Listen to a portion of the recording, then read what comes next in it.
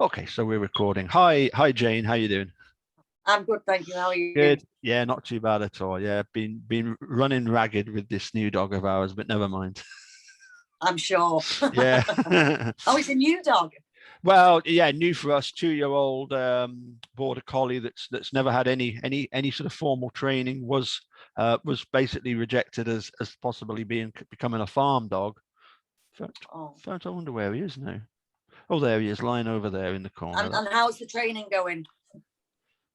Good, actually. Yeah, he's picking up well. He's only ran off a couple of times and micturated where he shouldn't a few times. So it's not too bad. Um, First of all, let's pop up a picture, shall we? This is very very sad to share, but this is what. Where are we? If I go, I think is it this one? And share this. Yeah, this was. I'm just going to do that. Actually, it's okay as it is. Obviously, the dude, Eric Cozy. I mean, what did you used to call him? Eric Cozy, Richard? I only ever called him the dude. Yeah, Eric Cozy in public, and Richard be in private. Yeah, yeah. A lot of times it was just buddy, or pal or whatever, bird and this. That. Or the other long list of names you had for him, Paul. Yeah, let's not forget the long list. I did have a list of about 24 nicknames for him, but you did. Yeah, it was very sad to, when I got the phone call, I got the message from auntie and uncle saying, please phone straight away. And I knew something was wrong. And I thought, oh no.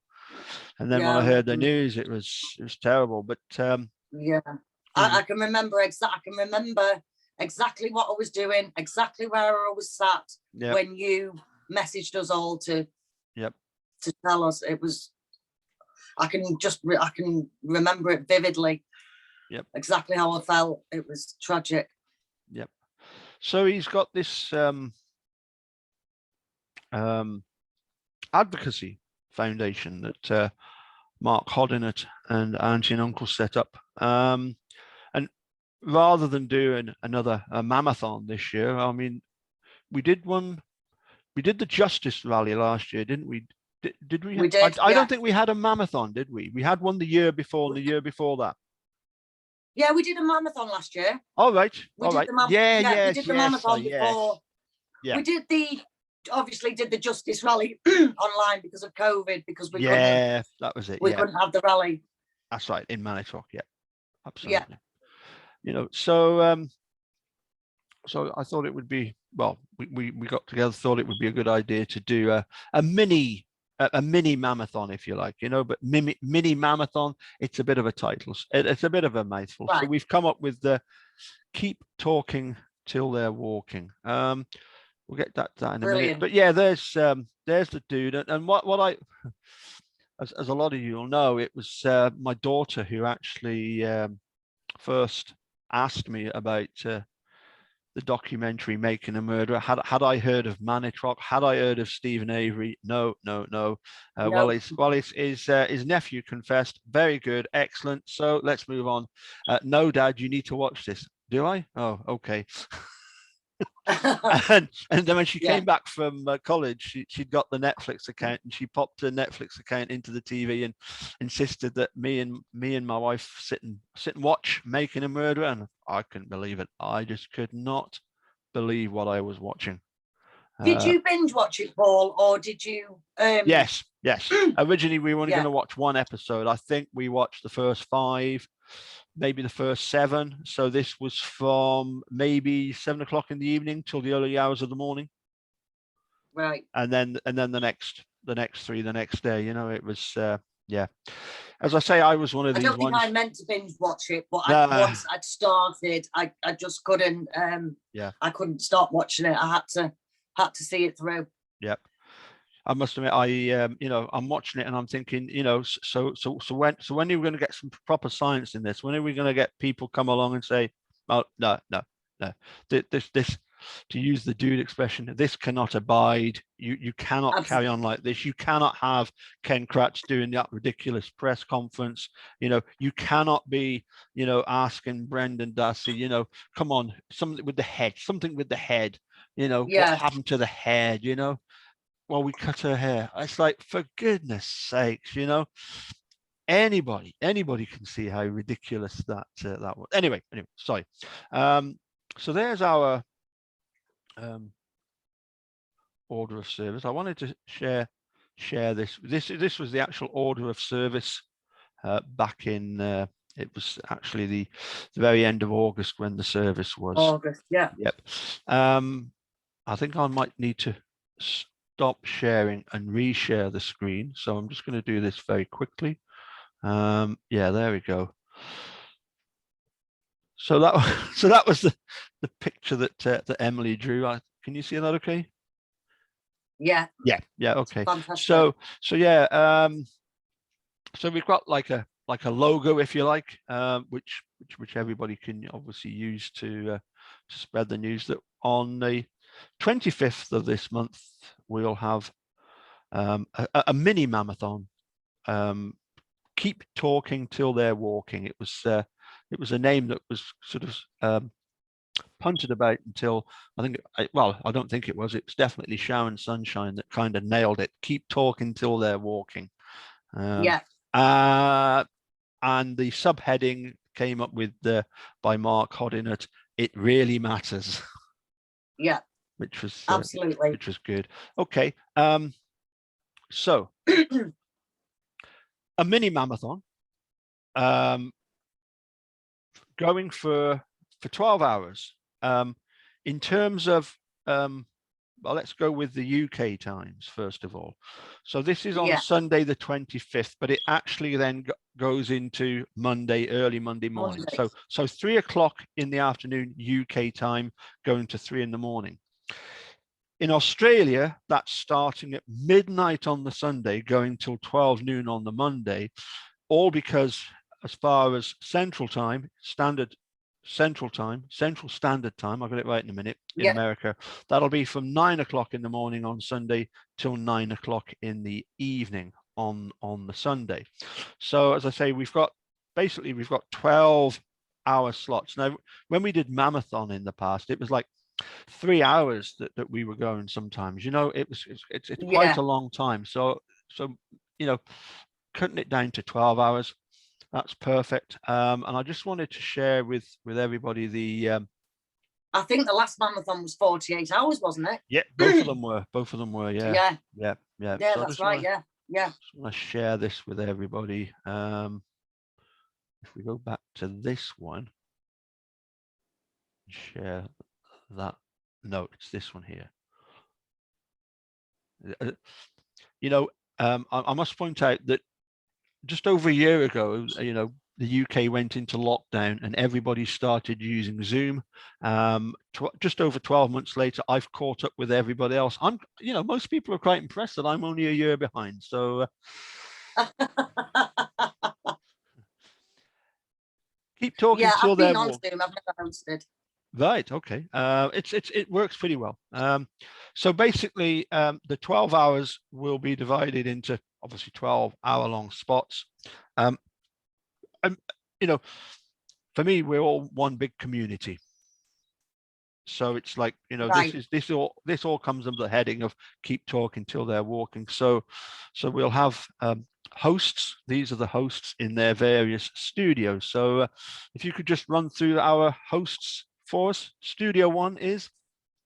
Yeah, it's myself and Di. So Speaking with Conviction and Sharper Than the Pencil. Yep. And then Studio 2, we've got Jerome, French Wrecking Crew, and Sharon Sunshine. Yep. Studio 3, we've got Linda. Studio 4, we've got Mark Hodinott. Studio 5, Millbilly. Studio 6 is Foul Play. And Studio 7 is yourself, Paul. Yep. Studio 8 is Tracy Strunzy. Yep. That's not an order of the event. It's just I realise I've got something wrong there. I said it's alphabetical. Of course, it's not, because Foul Play should have been second. But but anyway, you get the idea. It's yeah. Do you know what I wondered before when you said alphabetical, and I thought, yeah. Oh, anyway. Well, you see the play. If you go with play, then maybe I should be 6 and they should be 7. But anyway, so we've got some great hosts who have, I think, just about everybody there. I think Tracy kind of set up her basically a lawyer channel. I don't think it was as a result of what the dude was doing, but I think I'm right in saying that everybody else here were very much following Eric Jose's channel, and we're encouraged to come up with our own channels, to sort of become, to use a legal term, we are his progeny. and carrying the fight forward, if you like. So he was the biggest advocate for everybody. He wanted everybody to get talking about it. He was, such a force, and he was so proud because I remember when me and Di set up ours, and he was just so proud that. Yep. Yeah, absolutely. We've done it. Yeah. Yep. I mean, I was fortunate. I'm fortunate. I'm pretty sure I was the first guest. It was a few months, if not a year, that I was the sort of regular guest on his channel, chatting about it, because originally he just started off doing videos, and he always did like the very, very informative videos. He always used to say in the opening credits, I cover the cases, I cover the documents, the photographs, all that kind of stuff, and he really did invest. I must point out, he invested a lot of time and money in setting up his YouTube channel, but he was so outraged at particularly the treatment of Brendan Dassey that he was really, really outraged at that. I mean, he was getting in Southern California, they were getting the notifications, the billboards. Apparently it was everywhere. Netflix making a murderer. It was huge before it was released, and it has been ever since. It's been quite to use an American term, a phenomenon. A phenomenon, yeah. A phenomenon, yep. So anyway, hopefully we've got great hosts, and hopefully we're going to have some pretty well-known guests come along and join us. I've had confirmation from quite a few people, and as I say, we'll sort of split things up so that at various points during the 12 hours, it'll be either Studio 1, 2, 3, 4, 5, 6, 7, or 8 that people can go to. We will, of course, be doing a few more videos until the 25th of April. That's when it is. It's the 25th of April, which is not this Sunday, but next again Sunday. And so really, I just invited you, Jane, just to come along and, sort of, in effect, sort of kick off the sort of advertising campaign, for want of a better word. So thanks for joining me, because you were on a phone call and took time out to join us. So I'm looking forward to it, and I'm sure you, Diane, Joan, Sharon, Linda. Yeah. I think everybody's very excited about it. Very, very excited. Yep, it should be good. And a good memorial, if you like, to the dude, because we think about him every day, don't we? We do.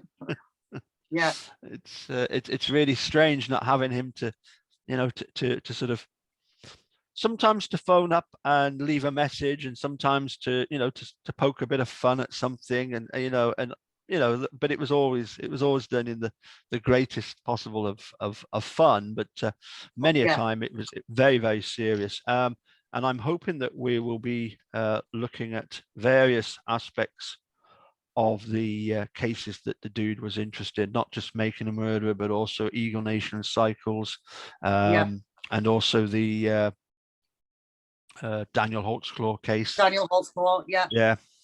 Yeah. In fact, that's great. I've just realized we're going to have a Studio 9, hopefully, but more about that later. Hopefully we'll have a Studio 9, and fantastic. And that'll focus on Daniel's case, because that was one of the big ones that the dude was very, very much into, wasn't it? You know, he was, yeah. He was really getting into that one. So yeah, hopefully we'll have 9 studios, and we'll do an updated. He had a lot of compassion for all wrongful convictions, you know. Yeah. But obviously there was certain ones in particular that he spoke about. But like all of us, any wrongful conviction is not good. So no, it's interesting, isn't it? How when you sort of following the wrongful conviction, you then look at other aspects of what's going on out there. As I mentioned to you, you know, I was hoping to get hold of a gentleman who, at the age of 14, was the youngest person ever to be sentenced to life in prison without the possibility of parole until the law was changed. Then the you know, the judge in his case, you know, he served about 25 years or something like that, you know, said, you know, you're out, you know, we're going to let you out. And he'd studied, you know, law, and now is part of a law firm. You know, he's a lawyer himself. You know, with that kind of background, you know, it's you do tend to want to cover other things as well, don't you? You know, we find other things interesting, but it was the making a murder that first got us fired up. It was Eric Ose that first made us want to start doing videos on YouTube. Yeah, I mean, it was certainly Making a Murderer that opened my eyes to wrongful convictions, because I just didn't. I was very naive. I didn't. You know, you just don't think that it goes on. Yeah. And it's not until you're kind of in this community and in this world, you realize just how frequent it goes on. Yep. You know, something that just flashed through my memory was that when we were in Australia, well, I saw the smile on your face. So the dude says to me, how am I going to get a T-shirt to this lady in England called Jane Sharp? I said, well, I'll you know, give it to me and I'll post it down to her. Would you do that? Yeah, sure. You know.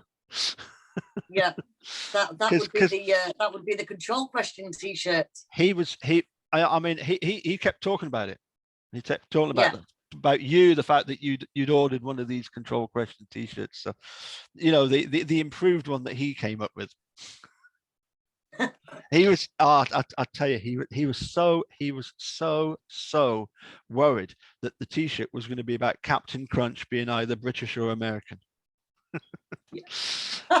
He was, and when we actually came up, because it was Mark that sort of came up with the sort of final sort of strap line, if you like, you know, asked me about the control question. Copyright Eric Ose 2017. Copyright Eric Ose, he'd already said if he liked it, he would get more done. And when he actually saw it, he said, "Oh, that's brilliant, absolutely brilliant, loved it to bits." And it was funny because the number of times you would wear it somewhere, and people would ask, "Oh, how's Brendan doing? What's the latest news on Brendan?" I've had someone come up to me in the supermarket and say, "What?" They didn't know about the case, but she just saw the caption on it, and she said, What's that about? So I, you know, stood in Sainsbury's car park explaining to her about the case. And when another time I wore that T-shirt, which I couldn't wait to tell Eric Ose, was when we saw Steve and Laura at the True Crime event in London, and I had the control, and Steve Drisden was like, straight away, he was like, "You've got the control question T-shirt on." Because of course Eric Ose gave them both one in Australia. Yep. He eventually got his passport and his visa sorted out and traveled. I think it's 11,000 miles there, 11,000 miles back. He left to give Steve his T-shirt. He left Australia Monday morning at 9 o'clock in the morning and arrived back in Southern California at 6 o'clock the same morning because of the time difference. Difference, Oh But dear, yeah, dear. can you remember how happy? Well, can you remember how stressed he was trying to get the passport and the visa sorted out? Nothing. But then Nothing. how happy he was when Steve Risen actually put the T-shirt on. Oh yeah. So he could take the picture. Obviously, I wasn't there, but you were. Bless her. That was Tracy Keogh that came up and said, yes. said to us, you know, she said, I've got a spare pass if one of you want it. And I immediately said, well, she gave it. She was going to give it to me, and I said, oh, dude, you have that, because I've already met these guys before, you know. I'd met them just in both Amsterdam. I'd met David Rudolph and Jerry, and then in Edinburgh just previously, I'd actually met Steve Drizzen and Laura Nyrider as they outside the theatre as they were walking to the theatre. So it was brilliant. Listen, I'm going to let you go because it's nearly 1 o'clock. Not that I change into a pumpkin or anything at 1 o'clock, but it's just I'll need to crack on and get some work done, get this dog out for his next walk, his next constitutional. Thanks for joining me. We'll catch you soon, and we'll do obviously between now and the 25th, we'll do some more publicity about the event, so that everybody knows. You know, obviously we'll include all sorts of eventually a schedule of where to go, various channels, and the links to them. Fabulous. Cheers, Jane. I'm really looking forward to it. Thanks.